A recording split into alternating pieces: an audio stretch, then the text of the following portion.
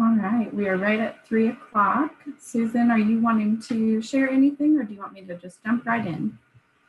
Well, I will thank everybody for signing up and showing up to this webinar. And I want to thank you, Liz, for coming and talking to us. I think that it's a real good topic, healthy living with a chronic disease. So certainly something that will be of great use to many people. So thank you so much. And then, yeah, so you can take it away from here. I just wanted to thank you. Okay, perfect. Thank you so much. Very good. Well, we just had a fun question in the chat of what's your favorite snack? And I had someone message me and say, this is a trap. I saw your title. You're a nutrition and health education specialist. Not a trap. Please see my answer of snickerdoodle cookies. Right? So everything in moderation. My name is Liz Harrison. I work for MU Extension. I'm a nutrition and health education specialist. And MU Extension, if you're unfamiliar with it, is all around the state of Missouri. We bring the research and the knowledge from the University of Missouri system out to the counties, out to our communities.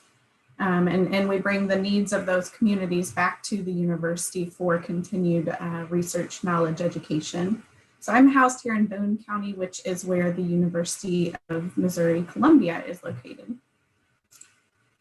All right, so today we're going to talk a little bit about healthy living with chronic diseases. I do have a PowerPoint presentation here, but I am someone that enjoys to have discussion and to engage the audience. And so please feel free to stop me at any point. I am going to ask some questions. Feel free to use the chat, or if you want to unmute yourself and answer, that is fine too. All right, so we're starting off with the question first. So there is a statement here from the Centers for Disease Control and Prevention, and it says regular physical activity helps improve your overall health, fitness, and quality of life. It also helps reduce your risk of chronic conditions like type 2 diabetes, heart disease, many types of cancer, depression, anxiety, and dementia.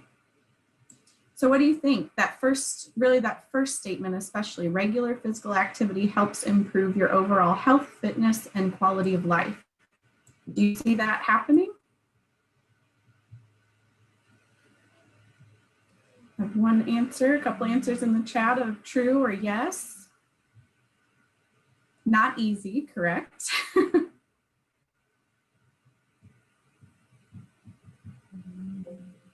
Okay, so we have some people in agreement here, right? That engaging in physical activity on a regular basis can help improve in those different areas. So I will say, just for me personally, one of the areas that I see when I am following a regular physical activity routine is that when I talk about my overall health, I find that I sleep better.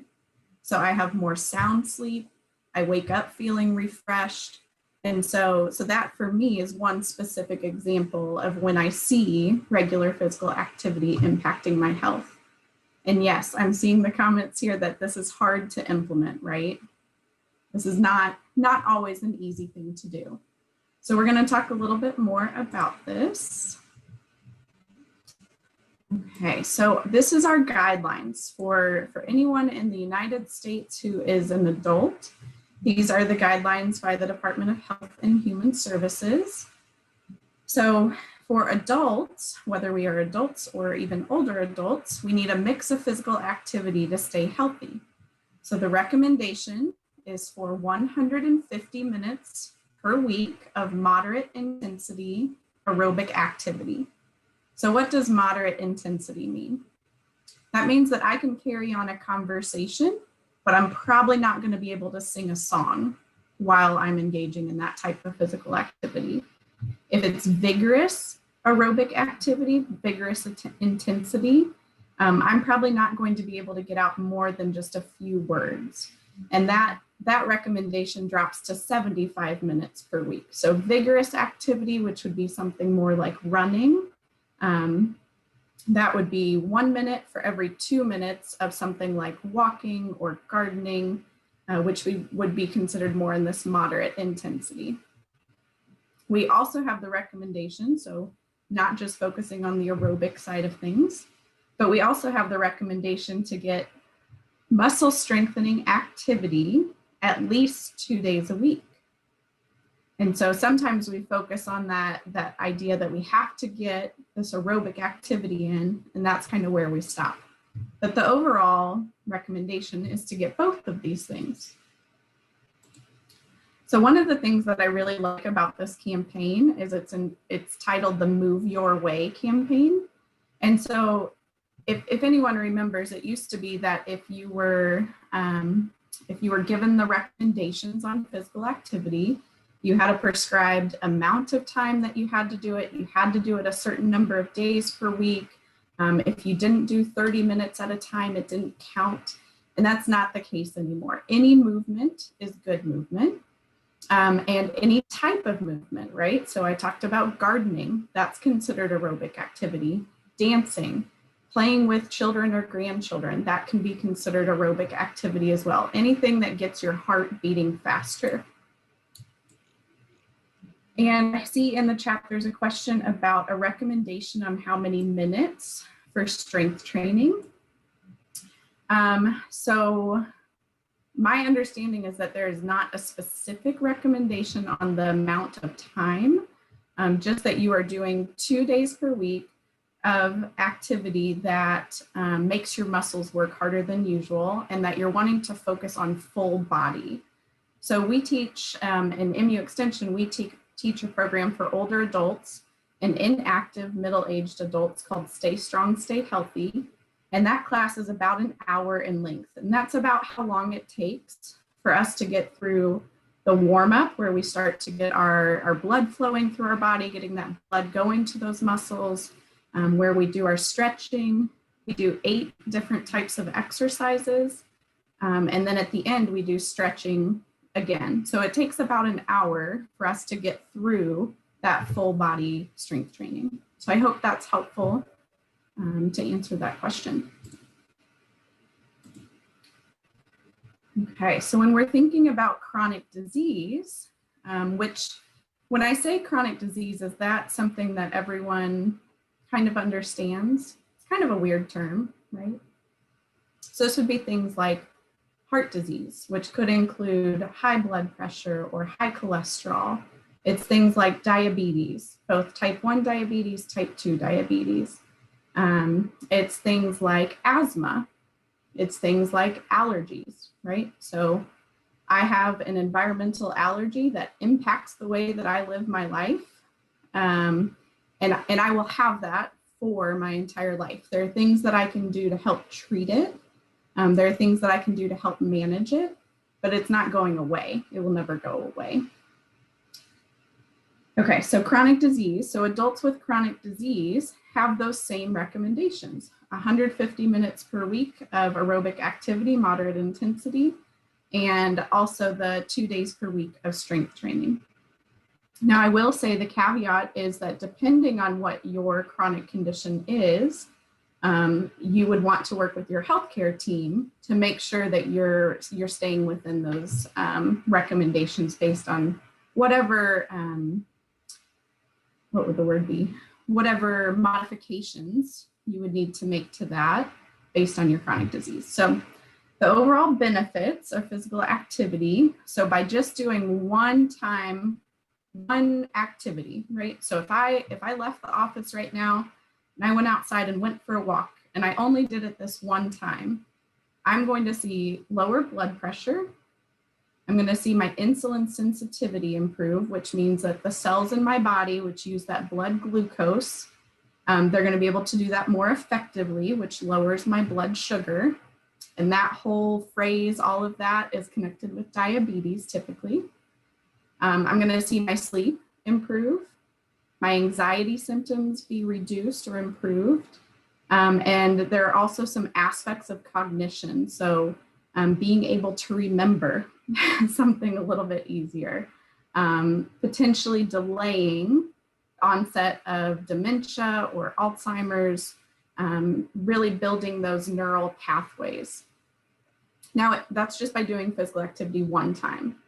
If I continue to do that and I have a consistent routine over days and weeks, I'm not only going to see those same benefits, but I'm also going to see a reduced risk for different diseases like heart disease, diabetes, hypertension, which is high blood pressure. And I'm also going to see an improvement in my basic activities for daily living. So what I mean by that is my ability to carry groceries in from my vehicle into my home.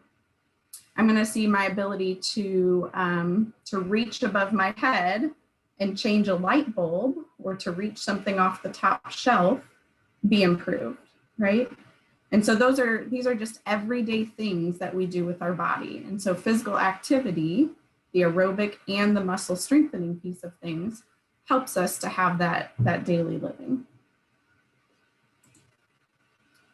Okay, so not knowing what people would be coming and specifically asking about in terms of chronic disease.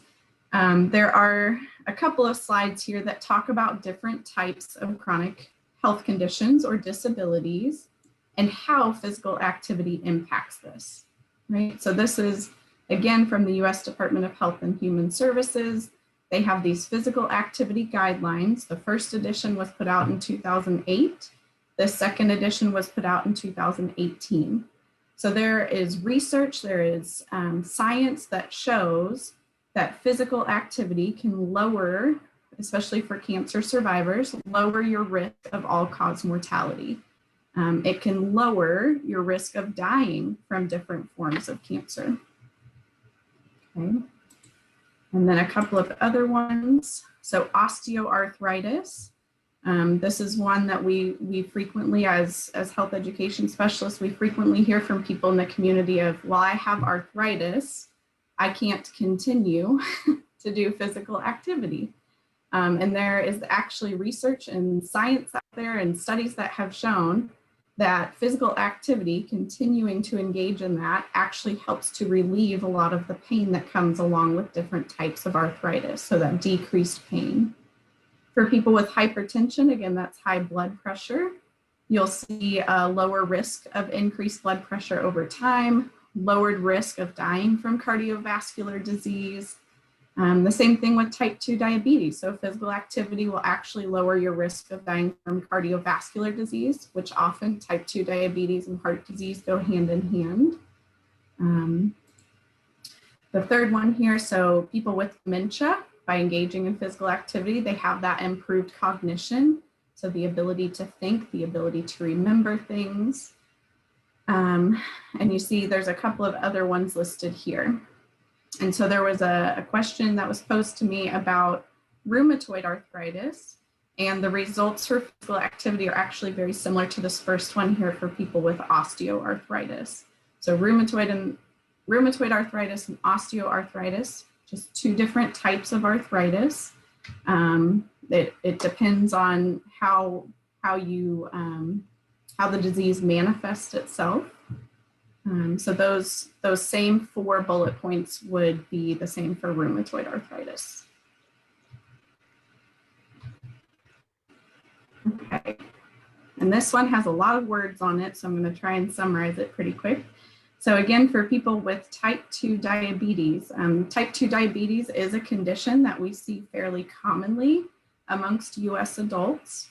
And if you do not have type 2 diabetes, you might know someone that's a friend or a family member who has type 2 diabetes or who has pre-diabetes and is at greater risk for getting type 2 diabetes. So again, I mentioned earlier, heart disease and type 2 diabetes sometimes go hand in hand. So physical activity helps protect against that. It also helps to reduce things like your blood lipids, which is your cholesterol levels. That's again connected to heart disease, high blood pressure connected to heart disease.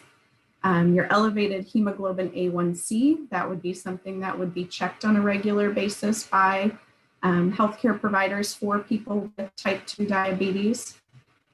And so the beneficial effects that happen for your blood glucose levels, which that A1C test kind of shows what your blood glucose levels look like, can also reduce other complications that sometimes happen with type 2 diabetes. So other chronic conditions that come about by having type 2 diabetes. And then the other one that I wanted to make sure to highlight is physical activity for people with hypertension, which is the high blood pressure.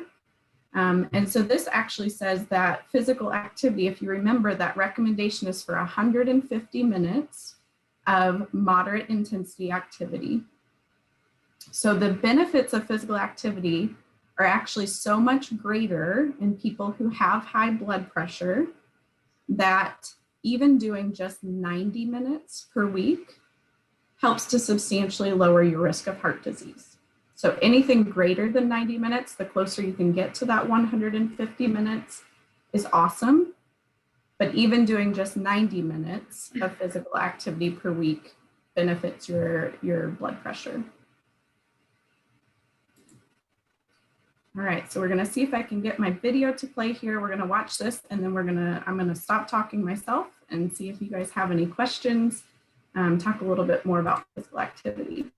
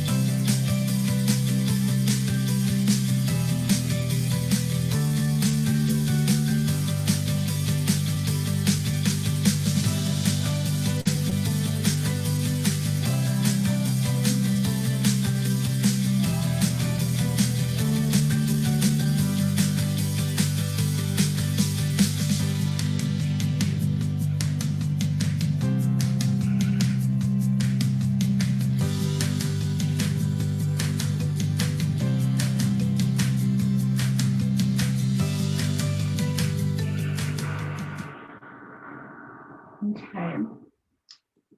So I think one of the takeaway messages from this video is that any type of movement counts, right? So they showed some different types of activities, things like cleaning your house, right? So vacuuming, that counts towards physical activity.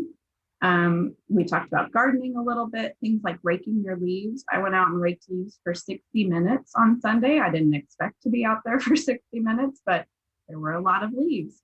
That counts towards my physical activity. And the other thing is that I would say another message to maybe take home is that some is better than none. So even if you're looking at this and saying 150 minutes of aerobic activity feels like a lot, that doesn't seem manageable based on what I'm currently doing. Along with that hypertension message, it said that 90 minutes would give you increased benefit, and that would be the minimum for hypertension, right? So even 10 minutes per week is better than 0 minutes per week. And doing 5 minutes at a time is better than doing 0 minutes at a time, okay? So remembering some movement is better than none, and remembering that any type of movement counts. The same thing goes with strength training, right? So it says to do it 2 days per week. If that's not something that you have been doing, it might feel like a lot to start doing an hour worth of strength training at one time. And so being able to kind of build up to that, thinking of what would be maybe one exercise that I could do for my upper body? What's one exercise I can do for my lower body? And I'll start there. And once you feel comfortable with doing that, once you can make that a routine, then adding on additional movement. Again, all right. So a couple of questions here. And again, you can use the chat, you can unmute yourself. The first one is, how do you incorporate physical activity into your daily life? So that question of move your way. What is your way to move? What do you like to do?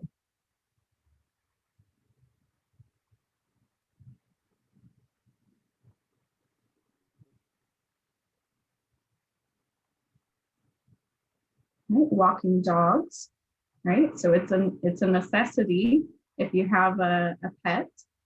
And so that is movement that you're getting. Biking, taking 15-minute breaks at work, walking with a coworker, taking the stairs, gardening, walking with a loved one, taking the walk after work to balance after sitting at the desk all day, walking with the kids, again, another loved family member or friends, working out with them. Does anybody like to dance? Dancing counts, right? So turning on a good song while you're making dinner and kind of dancing around the kitchen, that counts towards your movement. Sometimes I will sit here at my desk and I'll push my camera up and I'll still be on my meeting and I am walking in place, right? So I can do 5 minutes where I'm walking in place, and usually I will flip my camera off so that people cannot see me doing this. But if I do need to present or if I need to talk, I can still do this, and it's not super distracting for people who are watching, right?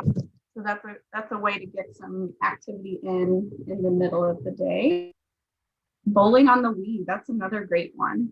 So the video game systems, a lot of people like that for a mental break, right? But you can also be physically active while you're doing that. Parking further away from your destination. Great examples. So then what works for you in terms of your physical activity at home? Does it work to try and do all of your physical activity when you're at home? Do you do any of it while you're at work? Is there a best time of day for you? Are you a morning person? What does physical activity look like on the weekends compared to a weekday?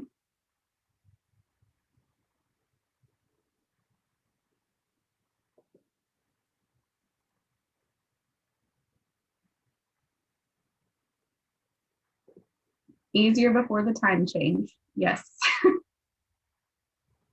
Much more on the weekends. Yeah, I would find it really difficult to go home when it's already dark, starting to get dark, the sun's almost down, and to do an hour of breaking. I'm probably not going to do that on a weeknight.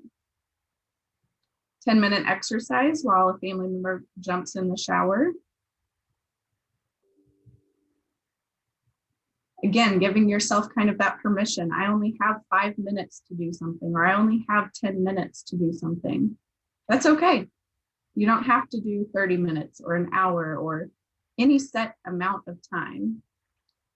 Moving legs while sitting, walking back and forth.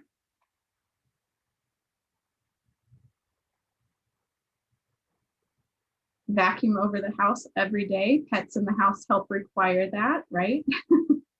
Yep. So that movement counts.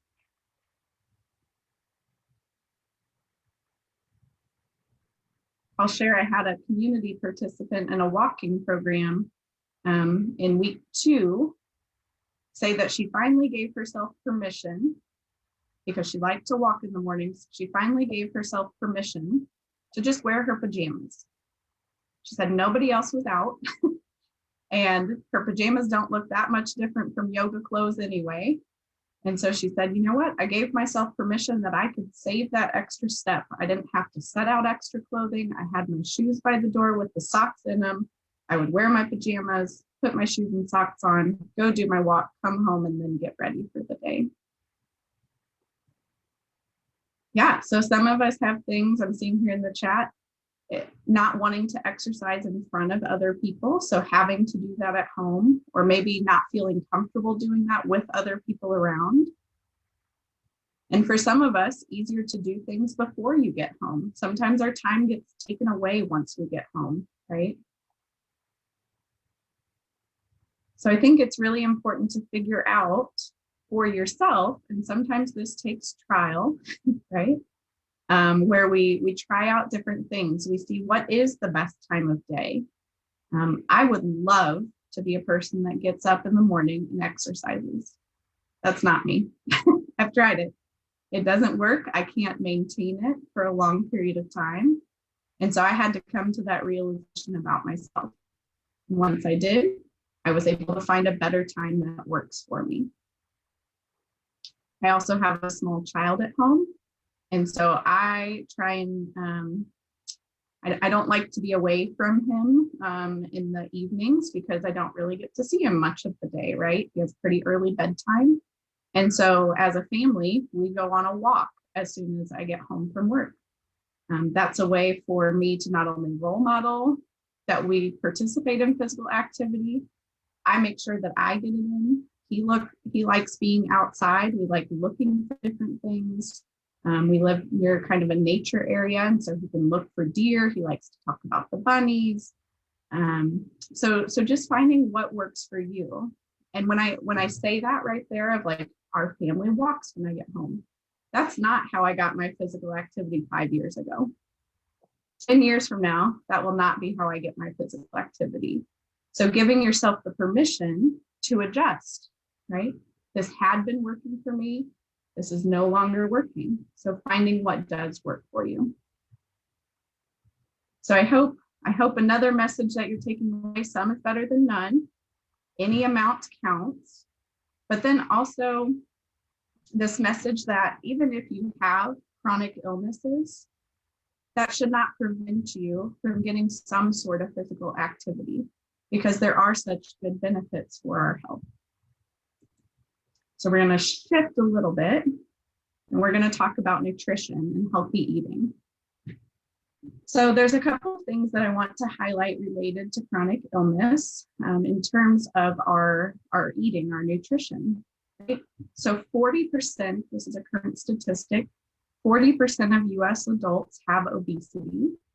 And the cost of that to our US healthcare system is almost $150 billion per year. So obesity itself often puts greater risk on other conditions like heart disease, high blood pressure, greater risk for stroke, diabetes, having type 2 diabetes, right? So then another one is that the overconsumption of sodium, so that's your salt, right? That impacts our blood pressure. And by impacting our blood pressure, then we're at greater risk for heart disease and stroke. And then the third one, that 1 in 3 US adults have prediabetes. Now, of those 1 in 3 that have prediabetes, 8 out of 10 of those don't know that they have prediabetes, right? So it's really important to pay attention to our health, pay attention to the signs that our body is sending us. And so I want to talk just a little bit about maybe some tips or some strategies, things that we can do to improve upon our health or improve upon our healthy living with our chronic diseases based on what we put into our bodies, what our nutrition looks like. So we talk about inflammation and its relation to diet. So inflammation can actually impact any number of things, not just things like arthritis. Sometimes these are things, so when I say inflammation, I'm thinking about if I eat something and then my body reacts to it, right? Sometimes I'll notice that I have kind of that pain in my gut because I've maybe eaten a little bit too much of a certain type of food. But our body can react, and we could have no pain in some of our other organs based on inflammation. So inflammation is just our body's reaction. So there are some types of foods that can contribute to inflammation. Refined grains. So when I say refined grains, that's meaning not whole grains. That's things like your enriched white flour. That's something like a flour tortilla instead of a corn tortilla, white rice instead of brown rice. So things that have been processed. It's our foods that have sugars or lots of sugars in them. Red meat can contribute to inflammation. Processed meat, so this would be things like your deli meats. Trans fats, these are our ones that are solid at room temperature, right? So if you pull a stick of butter out of the refrigerator, it's going to stay mostly solid at room temperature. Whereas if you have a container of olive oil, that's going to be mostly liquid at room temperature. So the trans fats would be things like butter. And then an excess of alcohol. So these are things that when we put them into our bodies can have this natural reaction to them. And so there's a couple of things that we can do. I personally don't really like to use the word diet. Diet technically just means what you're putting into your body, right? But I think there's a lot of negative connotations when we say the word diet. People typically think it means for weight loss. But in this sense, I want you to think about it in terms of what types of foods are we putting into our bodies. So there are two diets or two forms of eating that are really recommended for people with chronic conditions. One of those is the Mediterranean diet. And again, there have been studies that have shown that this can actually have a pretty significant impact on heart disease.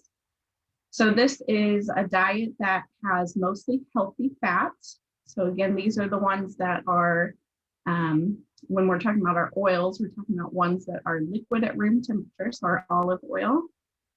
It includes nuts and seeds. It includes fatty fishes, so including things like salmon.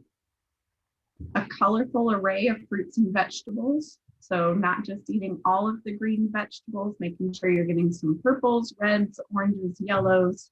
They all have different nutrients and vitamins that can help our body. Mostly plant-based, low in added sugar, and then alcohol is in moderation, if at all.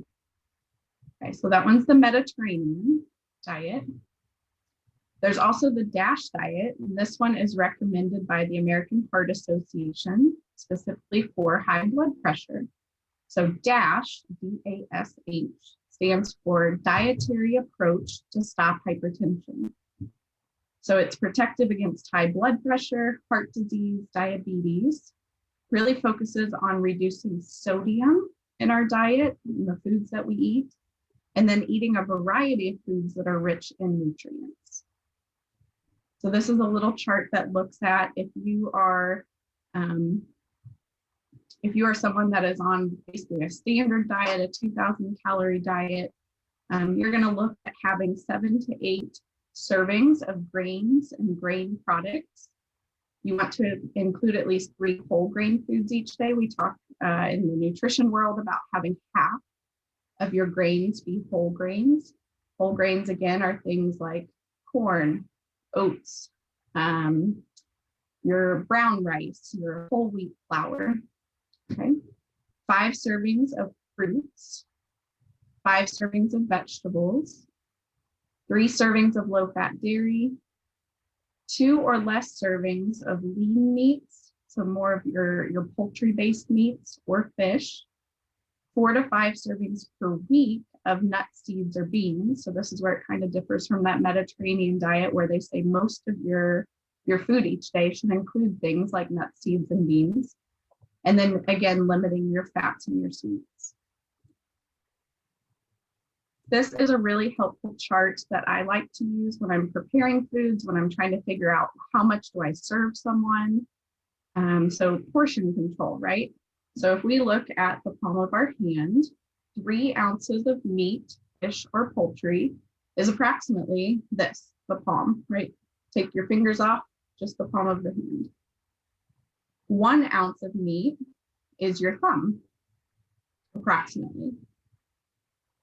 If you balled your hand into a fist, that would be approximately the size of 1 cup or 1 medium fruit. So if you're looking at an orange and you're not sure, would this be considered a medium fruit or a large fruit, approximately the size of your fist. A cupped hand, so what you can fit into the cup or the palm of your hand that when it's cupped is 1 to 2 ounces of nuts or pretzels. Same thing with popcorn. The thumb tip, so right here at our first knuckle to the end of the thumb is 1 tablespoon. And then a teaspoon is from the first knuckle of our finger to the end of the finger. So I like this because, again, sometimes it's hard to figure out what our portion sizes should be. So I hope that that is helpful for you all. And I'm seeing a comment here in the chat, having to eat low carb, high protein due to weight loss surgery. So diet type programs never work for me. Mediterranean is closer except for fruits and mostly plant-based. I eat mostly meat and low carb veggies. And this is where I would say my take-home message from the healthy eating portion is that each of us is going to be different. There is not one specific prescription of if you eat X, Y, and Z, you will be the healthiest person you can be, because we do all come to it with our body reacts in different ways to different types of foods. Some of us have food allergies.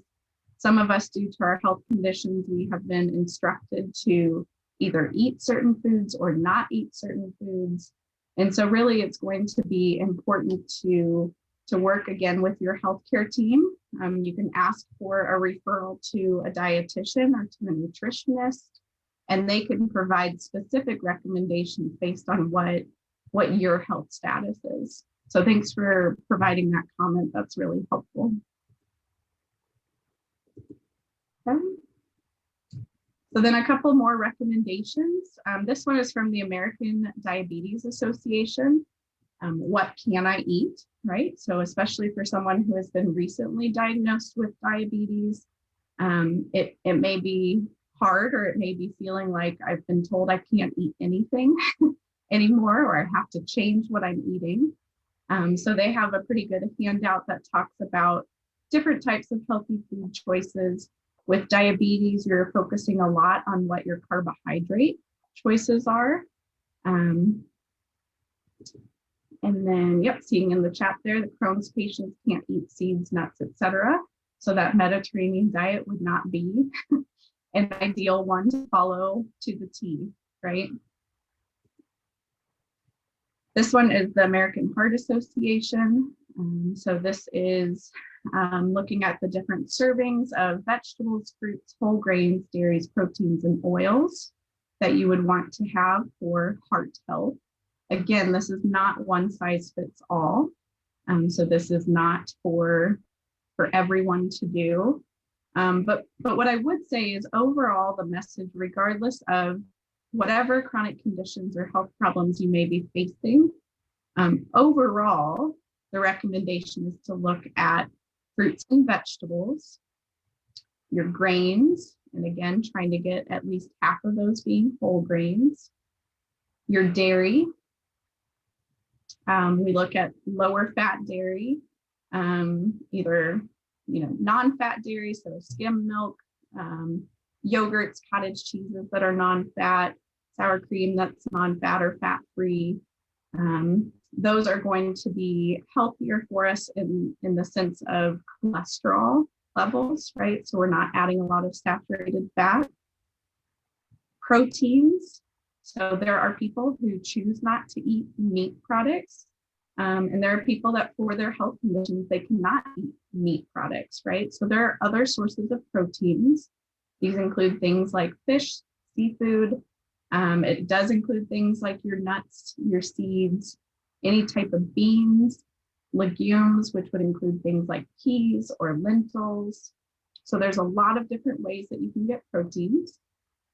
And then our oils. So again, some of our diets or some of these recommendations, maybe I should call them, are to reduce certain types of oils. Some of them are to only use one type of oil and to use it as much as you want to. So really, again, it kind of comes back to what works for you, what works for your body. Same thing with physical activity, right? What I ate 5 years ago that worked for my body then doesn't always work now. 10, 15, 20 years from now, I'm probably not going to have the exact same diet that I have at this point, right? So it's listening to your body, figuring out what works, and trying to plan for it. Okay, so I think I saw both other comments in here. So yes, I can provide handouts from the presentation, some links to some different resources. Again, with certain chronic diseases, fruits and vegetables, many carbohydrates in general are out. Yeah, and then even this conversation, right, that seems to go back and forth of maybe having the same type of chronic condition, that there are some of your healthcare providers that will say you are not able to have this anymore, or that you should eat this type of food a lot more now. And someone with that same condition may not be getting the same recommendation. So it really is, again, kind of this trial and error, working with your healthcare team, and trying to make sure that you are doing things that are the best for your body, right? And I hope that in all of that, the Mediterranean diet, the DASH diet, the recommendations from the American Diabetes Association, the American Heart Association, probably the common message that you were seeing is that not a lot of places are recommending processed foods, right? So those things that we find in the middle of the grocery store, they're recommending that we use whole foods, and not a lot of sugars, right? So they're not recommending, unfortunately, that we go out and get a lot of ice cream. That would be a great recommendation. I'm here for it. If somebody says that someday, I am for it. But right now, that's not the recommendation. So everything in moderation, and just trying to figure out, what's the balance. If I do eat ice cream, and that is not something that, physically hurts my body immediately, over a long time it might. But if that's not something where I have immediate pain or inflammation from eating ice cream, dairy is something that I can consume. Balancing that out, right? So trying to make sure that I eat more fruits and vegetables throughout the day. Just being mindful again of what we're putting into our bodies.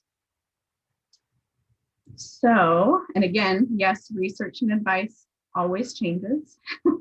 Which is kind of good. I personally really like that it does change, because to me it means that people are, they're still looking, right? They're looking for the best answer that works for the most people.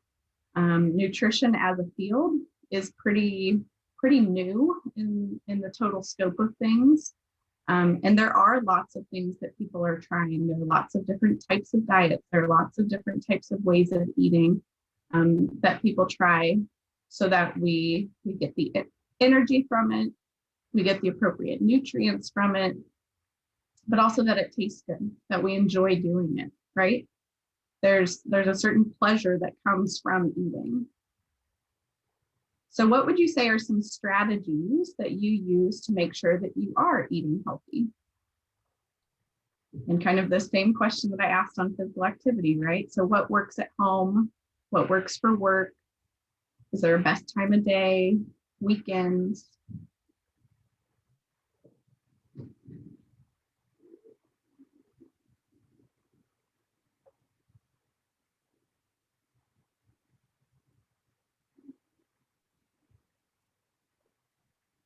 So having the healthier food items on hand. Starting each day with a protein shake, eating a good healthy breakfast, planning ahead. Just don't buy the bad items, right? So don't have the high fat, high sugar, high salt foods in your house.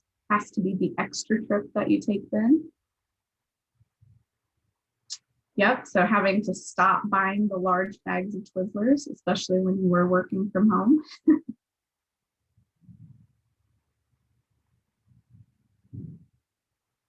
I'll share the meal planning one really works for me. I find that I will tend to eat healthier throughout the week. It also saves me money if I can plan out what our meals look like for the week. If I plan what I'm going to bring to work for my meals, if I say, oh, I didn't have time to make something, if I didn't have time to throw something together, or I wasn't planning for what we were going to have for dinner tonight, I am more likely to say, awesome, we're ordering a pizza tonight, right? Or we're throwing together something quick, or I'll run through a drive-through, right? So being able to plan out what the meals look like over the course of the week. Same thing with snacks. For me, snacks are very important. Snacks are an important part of my day. And so planning out what do my snacks actually look like. So for me, that meant when I came back into the office, bringing containers of yogurt and a container of granola. And that for me is a healthy and satisfying snack that I can either have in the morning or the afternoon. But I have to plan for it because that's not something that we just have here at the office. Trying to stay within the food groups, having 2 non-starchy vegetables at each meal, switching to frozen vegetables instead of canned vegetables, right? Looking up new recipes. And this question is not on the slide, but I'll go ahead and ask it. What are things that you struggle with in terms of healthy eating? So what would be something that would be helpful to you to feel like you're eating healthy?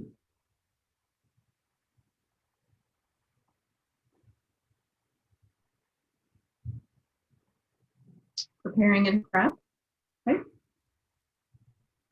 I'm going to write these down and I'm going to try and include this with the email with the PowerPoint slides and some handouts. Someone telling me exactly what to eat. Yes. Time being an issue. So having enough time probably for correct me if I'm wrong, but the planning and the prep. Sometimes there are certain recipes that look really good. They seem really healthy. Takes an hour and a half to make. Throw a 2-year-old in the mix, it's a 2-hour meal.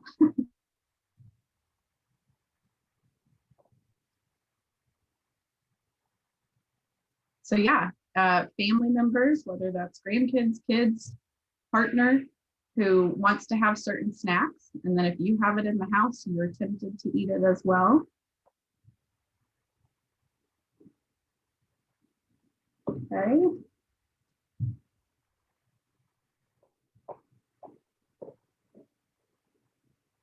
So buying the pre-chopped or prepared food from the grocery store. So things that are either chopped and frozen or chopped and fresh, celery, carrots, onions. You can even find, for a long time, there was this big craze of the zucchini noodles, so zoodles, or butternut squash noodles. You can find those in the freezer section now too. You can find those in the fresh section.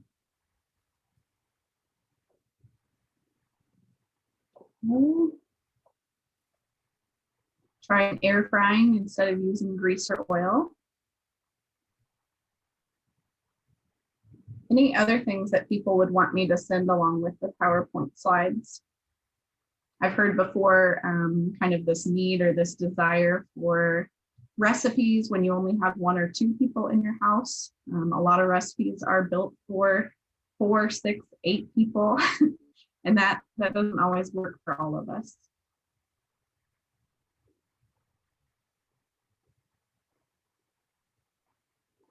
Yes, grandkids do need healthy food too.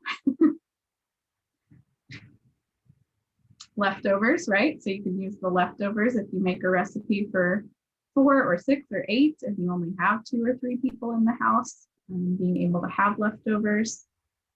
My husband will eat leftovers exactly as is. The way that they go into the container is the way that he will eat them. I personally have to repurpose them into something else. Substitutions, right? So applesauce instead of oils. Okay. Yep, so another good time saver there in the chat, cooking a bunch of chicken breasts in a crock pot shredding it. You can freeze it, keep some of it in the fridge. You can use that shredded chicken in a lot of different ways. Another time saver is to purchase the already cooked rotisserie chicken from the grocery store. And again, once you take it all off of the bones, then you can use that in multiple ways. You can freeze it. You can put it in the refrigerator to use multiple different ways.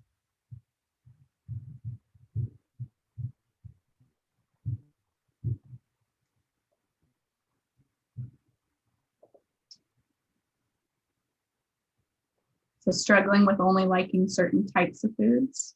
Yes. We kind of get set in our ways, right? We have certain foods that we like and certain foods that we don't really care for. And so then you can kind of get into a rut with it. Softer, tender meats, yep.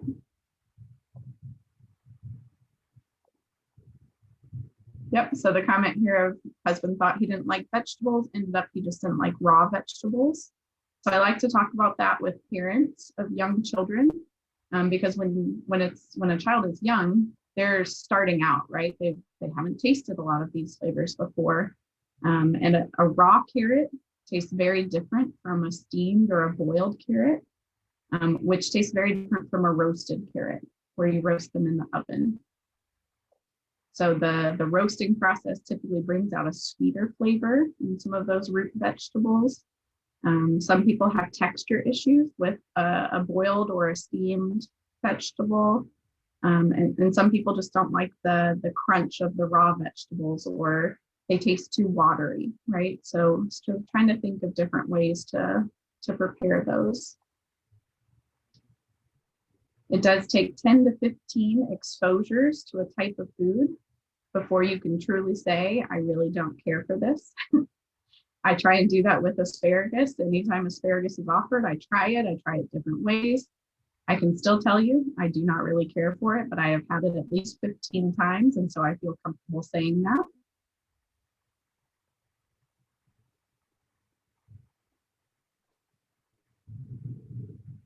All right.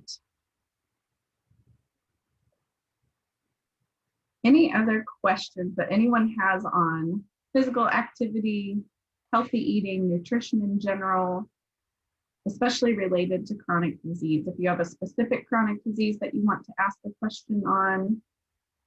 I know I got one ahead of time about fibromyalgia. Fibromyalgia falls kind of along the lines of any of the arthritis recommendations. It is a form of arthritis. So the physical activity recommendations are the same. Trying to eat foods that will reduce inflammation.